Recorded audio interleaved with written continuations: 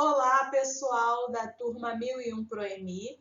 Aqui quem está falando é a residente Viviane Valadão e eu vou estar com vocês hoje para dar essa aula de propriedades periódicas e aperiódicas. Vamos lá?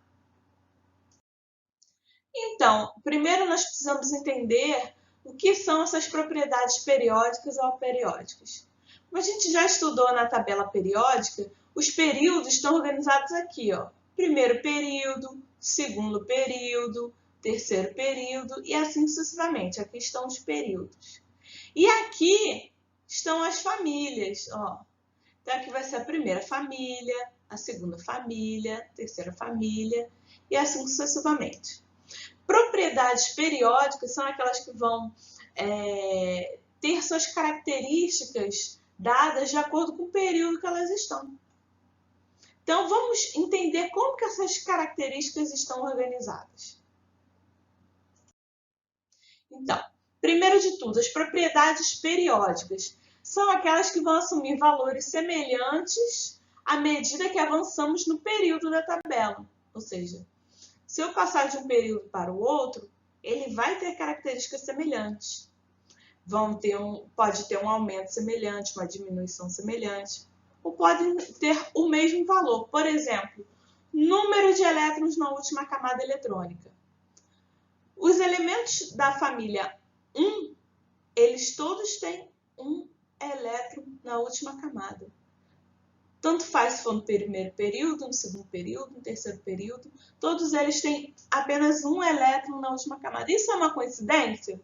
Não, eles foram organizados assim porque essa é uma característica periódica. Já propriedades periódicas são aquelas que seu valor aumenta ou diminui com o passar do número atômico, por exemplo, sem nenhuma relação com o período. O exemplo que a gente tem aqui é a massa atômica. A massa atômica ela não tem uma correlação com o período, ela tem uma relação com o número atômico. Isso a gente vai ver mais tarde, tá bom? Vamos para frente. Os exemplos de propriedades periódicas e aperiódicas. Essas são as principais propriedades periódicas. Não vamos ver todas, mas vamos ver as principais. Por exemplo, raio atômico, energia de ionização, eletroafinidade, eletronegatividade, densidade, temperatura de fusão, ebulição e volume atômico. Ah, professora, eu preciso saber tudo? Não precisa saber tudo, mas você vai entender que algumas características elas têm comportamentos que vão aumentando ou vão diminuindo de acordo com o período. Vão aumentando e vão diminuindo de acordo com a família. E é só esse conceito que precisamos compreender, tá ok? Principais propriedades aperiódicas, ó, calor específico, índice de refração, dureza e massa atômica. Também são propriedades que já foi estudado por cientistas, já foi tabelada, a gente não precisa decorar nada. Só precisa entender os conceitos daquilo que a gente for estudar aqui, tá ok? Então, vamos para frente. Então, por que a gente pode dizer que a principal característica que a gente precisa estudar é o raio atômico? Porque outras características, ela tem seus comportamentos dependendo do aumento ou diminuição do raio atômico. Então, a gente vai precisar entender bem o que é o raio atômico. Então, vamos lá na geometria. Lá na Tia Teté, quando a gente estudava o círculo. O que é a definição do círculo, do raio? Perdão. O raio é metade do diâmetro. O diâmetro é isso tudo aqui, de uma ponta ao outro de um círculo. E o raio vai ser do meio até uma ponta, vai ser metade do diâmetro. Já o átomo. No átomo, o que é o raio atômico? O raio é a distância do núcleo, aqui o núcleo, até o final da eletrosfera, ou seja, a última camada eletrônica, última camada que possui elétrons, até o núcleo do átomo vai ser o raio atômico. Tá ok? Ficou simples? Vamos lá. Então, como que a gente vai entender o comportamento eletrônico? A gente tem que o tamanho de um raio atômico depende de alguns fatores, e um deles é o número de camadas eletrônicas. Por quê? Porque cada camada ela comporta um número específico de elétrons. Então, se eu tenho mais elétrons do que essa minha camada comporta, eu tenho que abrir uma nova camada eletrônica. E cada período da tabela corresponde ao número de camadas eletrônicas que um átomo tem. Por exemplo, se um átomo de hidrogênio está aqui no primeiro período, significa que ele só tem uma camada eletrônica. Se o lítio está aqui no segundo período, significa que ele tem duas camadas eletrônicas. Se o potássio está aqui no quarto período, significa que ele tem 4 camadas eletrônicas. E isso não é uma coincidência, é organizada a tabela periódica, porque elas são organizadas de acordo com essas propriedades periódicas, né? Se um átomo tem muitos elétrons, não pode ficar tudo numa camada só. E aí ele vai abrindo outras camadas para se organizar. E o raio vai aumentar. Quanto mais camadas, mais distante do núcleo eu estou. Então, quanto mais distante do núcleo, maior o raio, como a gente viu no slide anterior. Então, um exemplo aqui para a gente poder entender. Não sei se dá para ver aqui pelo tamanho. Olha. Raio atômico. Vamos pegar o exemplo, o estanho. O estanho ele é do quinto período da tabela periódica. O quinto período, família 14. Ele ser do quinto período, o que significa? Que ele vai ter 5 camadas eletrônicas. Ó.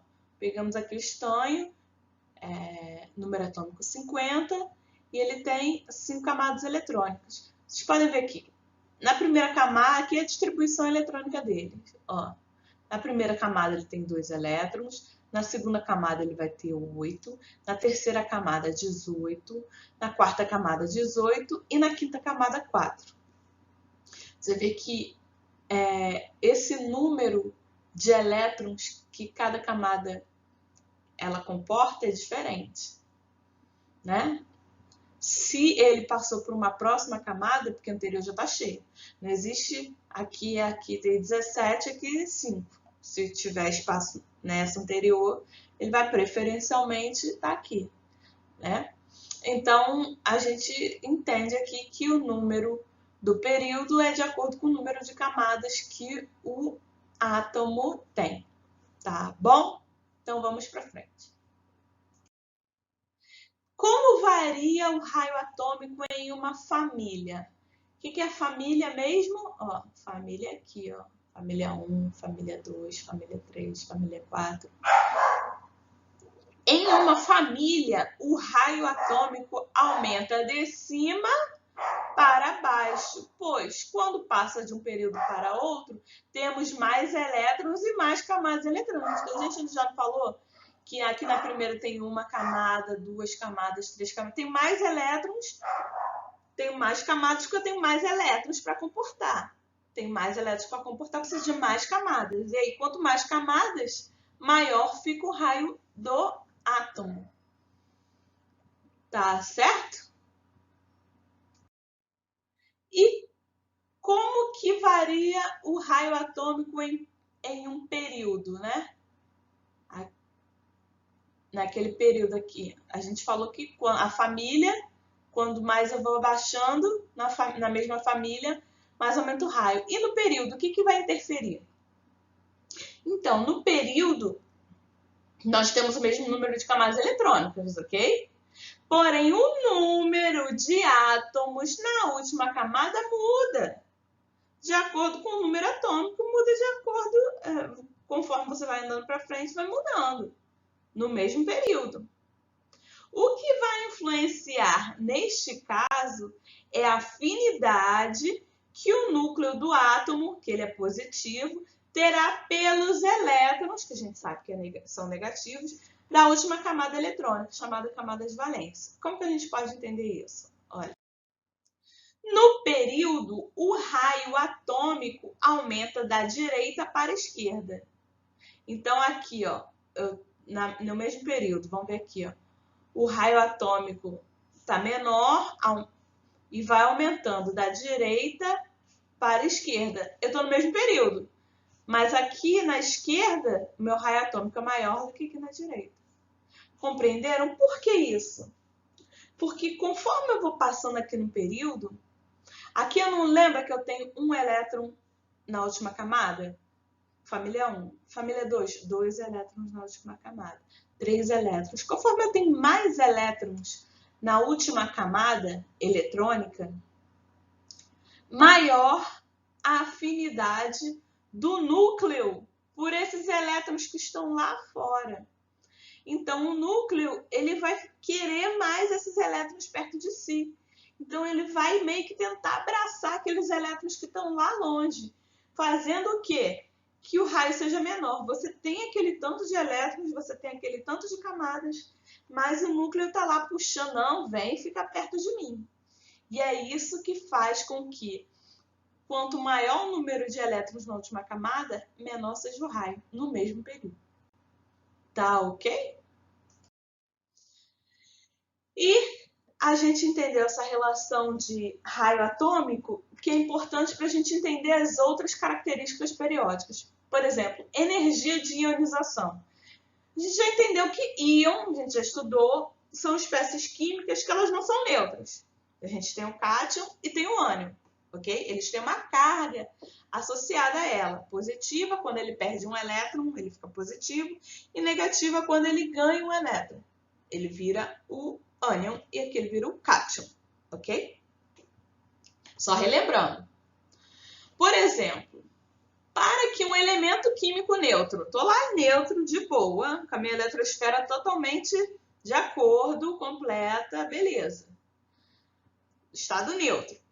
Para que ele perca um elétron e vire um cátion, não é de graça.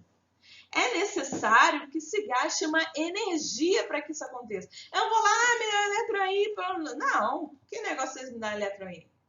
Existe um esforço, existe uma energia para que isso possa acontecer. E é isso que nós chamamos de energia de ionização.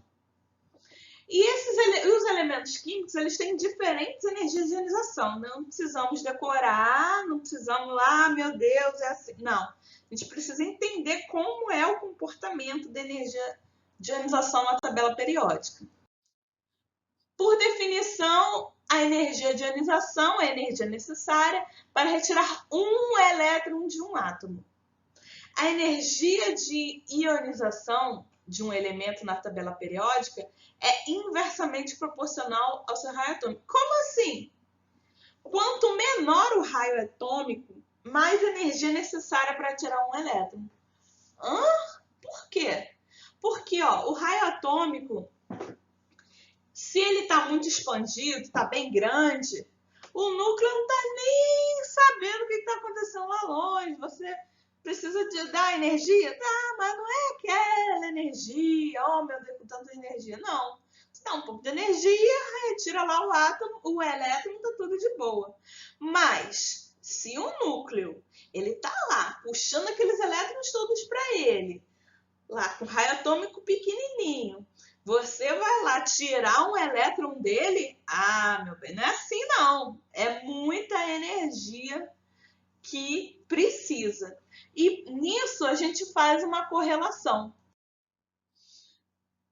Lembra que a gente viu que a energia, o raio atômico, ele aumenta da direita para a esquerda e de cima para baixo? A energia de ionização é o contrário. A energia de ionização, ó exceto como que aumenta, ó. Da esquerda para a direita e de baixo para cima. Porque em um período, o que é período aqui, ó? Período aqui, ó. Período 1, período 2, período 3. Em um período, a energia de ionização aumenta da esquerda para a direita. E em uma família, a energia de ionização aumenta de baixo para cima. Ou seja, o oposto do raio atômico. Então, aquilo que a gente falou. Quanto menor o raio atômico, mais energia eu vou precisar para retirar esse elétron. Ok? E aí, por fim, de propriedades periódicas, temos a eletronegatividade. E aí, o que é eletronegatividade? A gente já entendeu que a energia de ionização tem a ver com o quanto de energia eu preciso para retirar um elétron. E a eletronegatividade já é a tendência que um átomo tem de atrair o elétron para perto de si. E isso acontece, por exemplo, você tem uma ligação de um elemento com outro, um elemento diferente. Por exemplo, um oxigênio na água, por exemplo. Tem o oxigênio e os dois hidrogênios.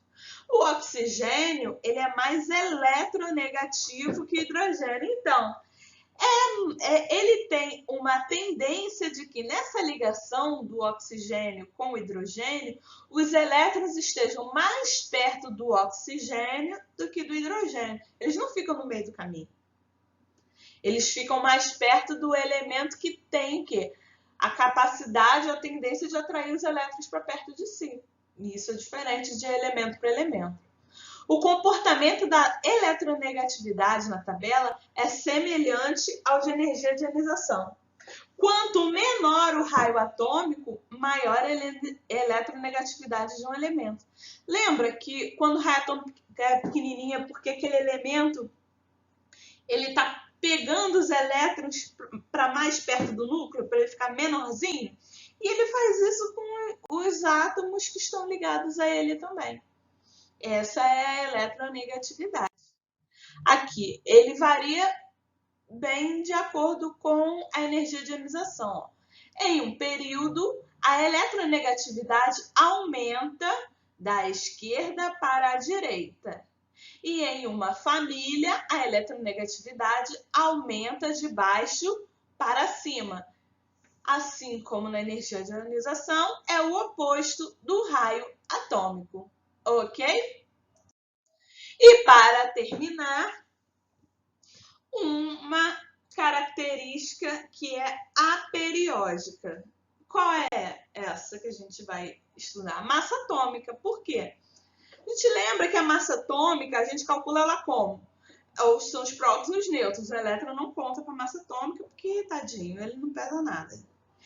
Então, a soma dos prótons e dos nêutrons vai dar o valor da massa atômica. Assim sendo, a massa atômica não é uma propriedade periódica, que o comportamento não varia da direita para a esquerda, de cima para baixo, baixo para cima, não tem nada a ver com isso. Ela vai aumentar de acordo com o número atômico de elemento. O elemento 1 tem a massa atômica. O 2 vai ser maior que 1. O 3 vai ser maior que 2. E assim sucessivamente. Quanto maior o número atômico do elemento, maior a sua massa atômica. A gente sabe que esse número aqui atômico é o número de prótons e vai ter um número de nêutrons correspondente. Quanto maior o número atômico, mais pesado, né? Entre aspas, mais massa ele vai ter. Tá ok? Essa foi a nossa aula. Deixei aqui as referências dos livros que eu usei. E essa aqui, essa cientista, é a Clarice Phelps. É uma moça. É bom quando a gente tem cientista jovem, né? Falar, cientista é gente que já morreu, gente velho, carcomido. Não. Olha aqui, ó. Jovenzinha ainda. Olha que moça. Clarice Phelps, ela participou ainda há pouco tempo, não tem muitos anos, na descoberta do elemento químico tenesso, em homenagem ao lugar lá que ela nasceu, que é no Tennessee, no estado dos Estados Unidos. O número atômico desse elemento é 117, depois vocês podem ver na tabela periódica. É a primeira mulher negra a participar da descoberta de um elemento químico. Então é legal quando a gente tem representatividade, né? Não tem só pessoas do estereótipo eurocêntrico, né? A gente vê que a ciência é um campo que tem que estar aberto a todos, as mulheres, as pessoas de todas as etnias, orientações e o que quer que seja. Todos podemos participar da ciência, tá ok? E essa foi a aula. Tchau, tchau!